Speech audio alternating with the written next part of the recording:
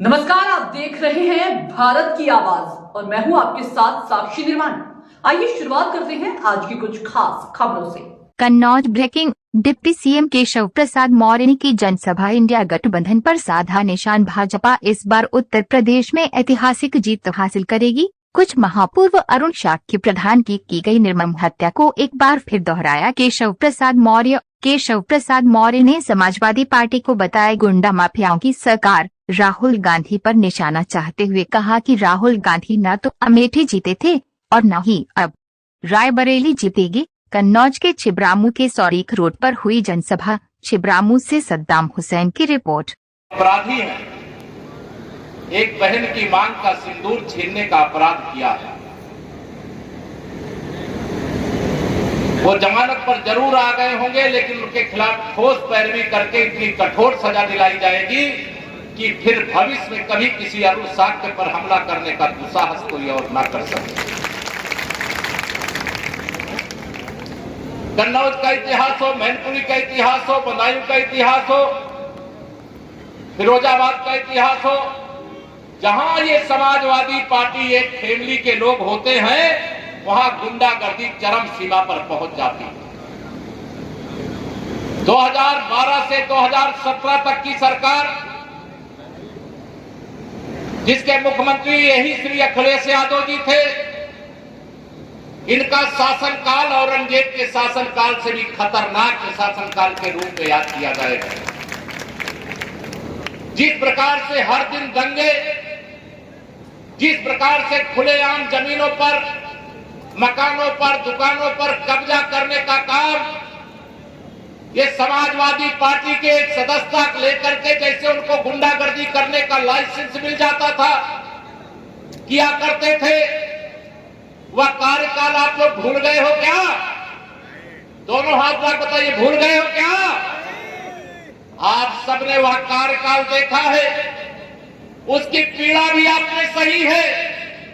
और आज बगुला भगत बनकर के श्री अखिलेश यादव जी उनका वोट मांगने आए हो, जिनका खून बहाने वाले अपराधियों का आपने संरक्षण करने का काम मुख्यमंत्री रहते हुए किया। इसका हिसाब देना होगा, इसका जवाब देना होगा। 2014 के लोकसभा चुनाव में सपा की सरकार के रहते हुए आपने उत्तर प्रदेश में 73 सांसद जिताए थे। कन्नौज की लोकसभा सीट उस बार हमारी हार गई थी, लेकिन 73 सांसद किसके मुख्यमंत्री रहते हुए बने थे उत्तर प्रदेश में? इन्हीं श्री अखिलेश यादव जी के रहते हुए। 2019 में जब लोकसभा का चुनाव हुआ, सपा बसपा का गठबंधन हुआ। जब सपा बसपा के गठबंधन के बाद भी जब सत्ता थी तब तुम्हारी गुंडागर्दी थी। जब सत्ता थी तो तुमने बूथ पर 2014 में कब्जा कर लिया। जब तुम्हारी सत्ता थी तो तुम्हारे गुंडों ने नीरज मिश्रा का हत्याकांड कोई भूला नहीं है।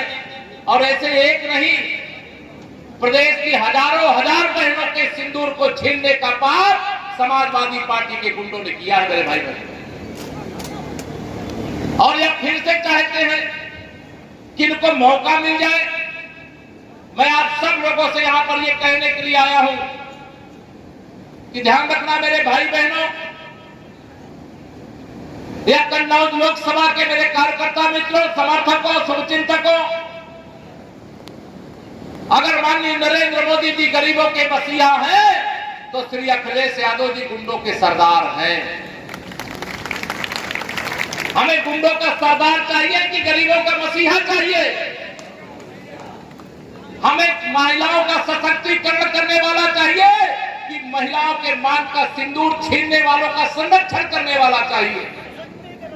हमें किसान सम्मान निधि देने वाला चाहिए कि किसानों की हत्या करवाने वाला चाहिए? हमें गरीबों को प्रधानमंत्री आवास बनाने वाला चाहिए कि जिनका आवास उसको पर कब्जा करवा लेने वाला चाहिए? ये सब फैसला आप सब लोगों को करना है।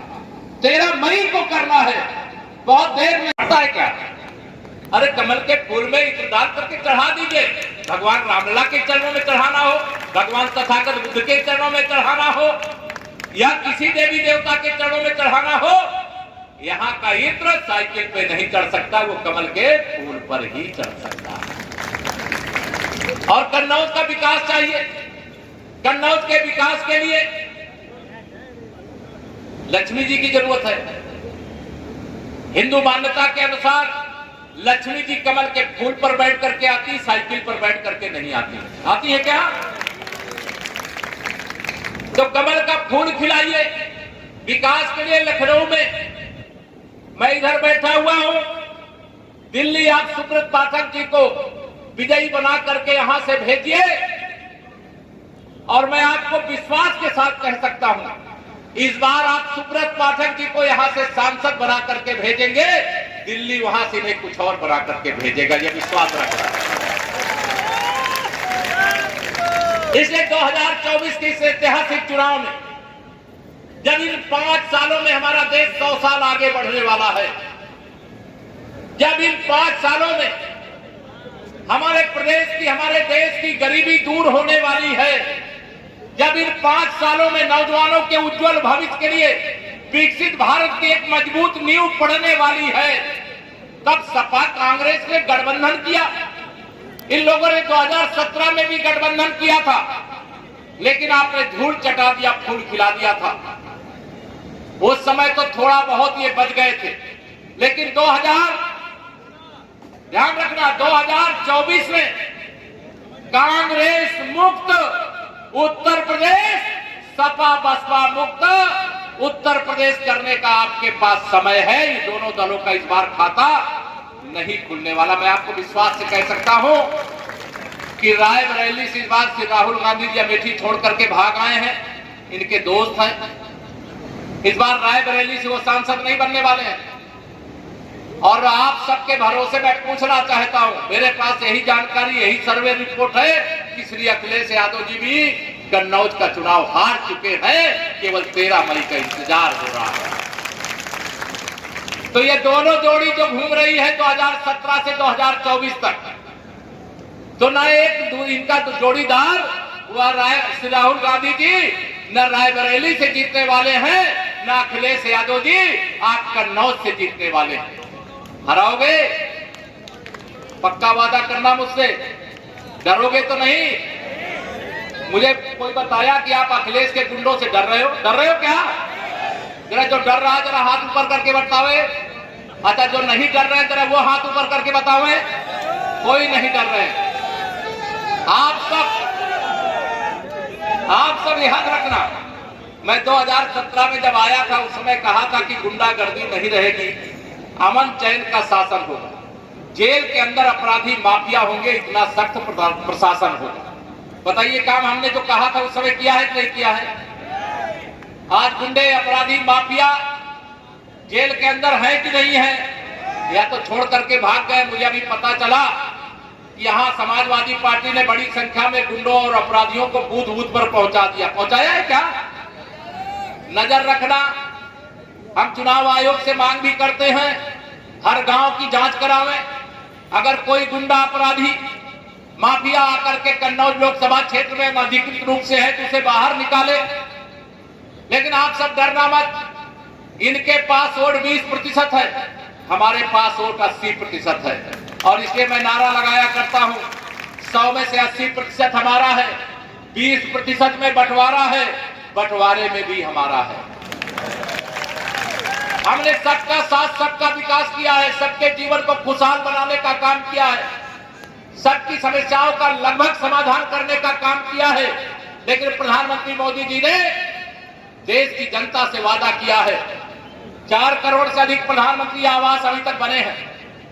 मोदी जी ने कहा है 4 जून 4 बजे 400 पार करने के बाद 3 करोड़ प्रधानमंत्री आवास बनाने की फिर शुरुआत करेंगे। जिनके पास घर नहीं है उनको घर बना करके देने का काम करेंगे। जो प्रधानमंत्री गरीब कल्याण अन्न योजना का राशन मिल रहा है, ये आगे 5 साल तक मिलता रहेगा, ये मोदी जी की गारंटी है।